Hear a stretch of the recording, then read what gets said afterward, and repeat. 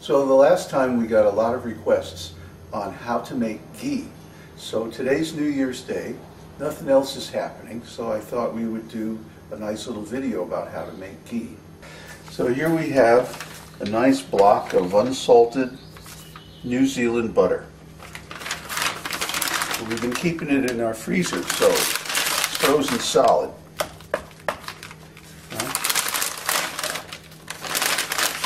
I'm going to take this and put it in a pot. Nice big pot. And then turn on the flame just on simmer. See? Very low. Why? Because the butter will burn if it's on anything higher than that. So now I put the pot with the block of frozen butter on the simmer flame and just go away and leave it for about 2 hours. That's how long it's going to take this to melt. If you're going to make ghee, you might as well go down to the restaurant supply place and get yourself a big block of frozen butter, because the time that you spend to make a large quantity of ghee is not going to be much more than to make a small quantity, and so you might as well stock up.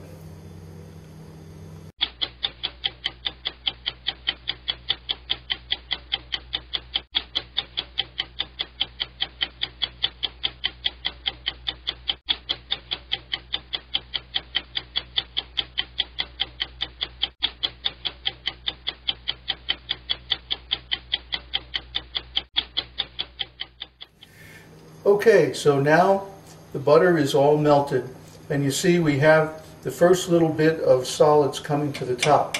So what we're going to do now is turn up the heat and gradually bring this liquid butter to a boil. It has to heat slowly or it'll burn on the bottom and ruin the taste of the whole batch of ghee. The idea is to bring all these solids up to the top so we can scoop them off. Okay, now it's brought to a boil, and you see all these solids are coming to the top, so we turn down the flame again to simmer. Now what's happening is the liquid, the water, is being cooked out of the butter, and along with the water these solids are coming to the top. So what we do is take a nice scoop and scoop off the solids, put them in another bowl.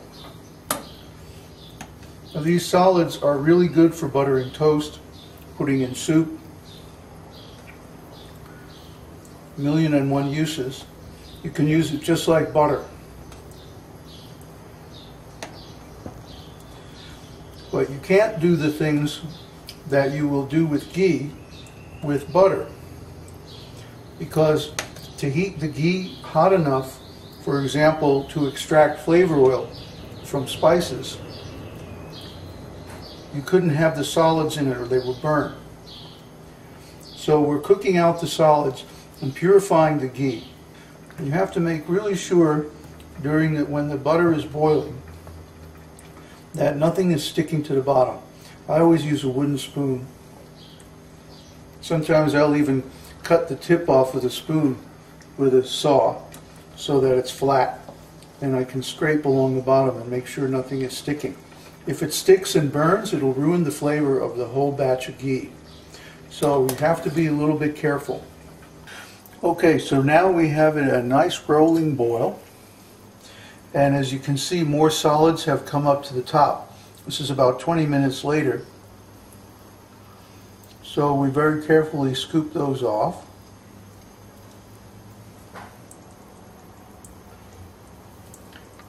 Merge them in with the others.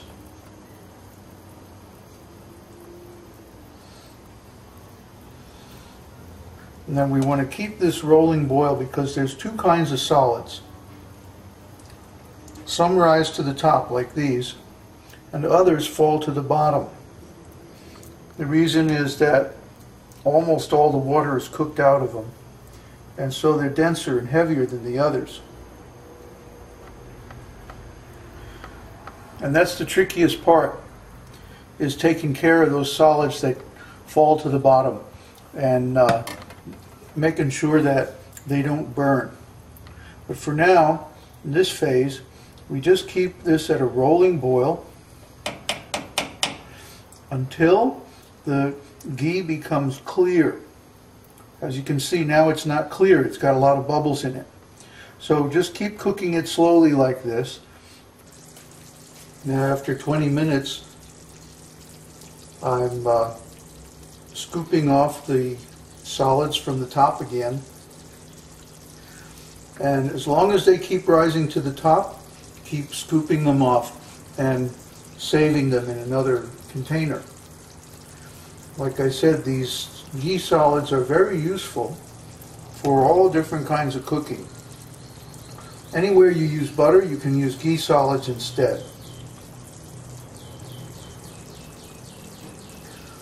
They're nice and fluffy because they're aerated. They contain the steam from the cooking process. But as you can see, the ghee is still not clear. It's got a lot of bubbles in it and solids. So we're going to keep cooking it and keep scooping out the solids until it gets clear.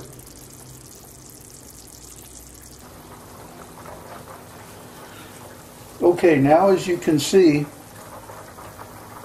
all of the solids have risen to the top and been scooped off, and the remaining ghee is more or less clear. Now this is the time when you have to be very careful not to let it stick to the bottom. If you scrape it and you feel that something is sticking, then immediately scrape it with the wooden spoon so it doesn't stick and burn. The idea here is to boil off as much as possible of the water, the remaining water in the ghee.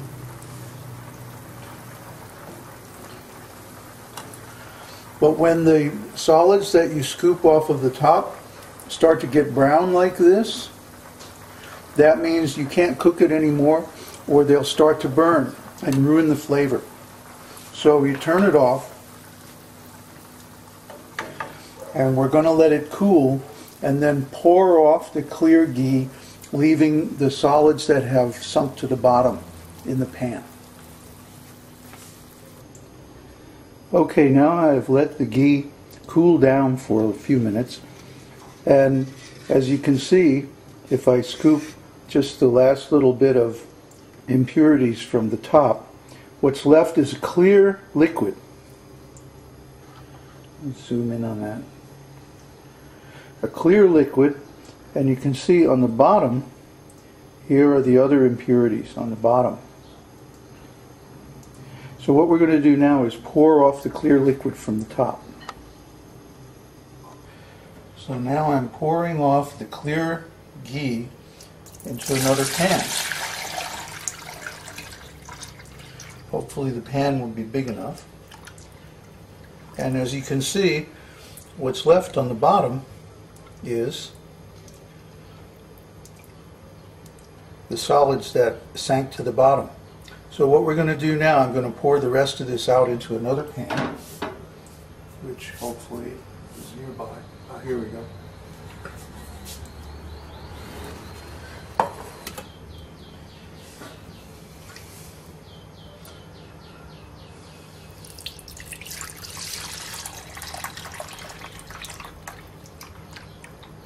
Here. Stop short of pouring out these heavy solids. Now we're going to clean out this pan and use it for the final stage of preparing the ghee. So these heavy solids that stick to the bottom of the pan are actually nice and flavorful because they're not burnt. So they can go in with the rest of your ghee solids that you scoop off the top. Some people don't like them, but I do. I think they're nice and flavorful. And everything from milk and butter is useful in cooking, so we shouldn't waste anything. Okay, now the pan is cleaned, and also I put it on the flame to dry it thoroughly because we don't want there to be any moisture in the ghee. It'll boil and bubble up really bad. So now I'm going to pour the ghee that we took out back into the ghee pan. And you see there's more ghee solids on the bottom of the pan here. So we're going to be careful not to pour those back into the big pan.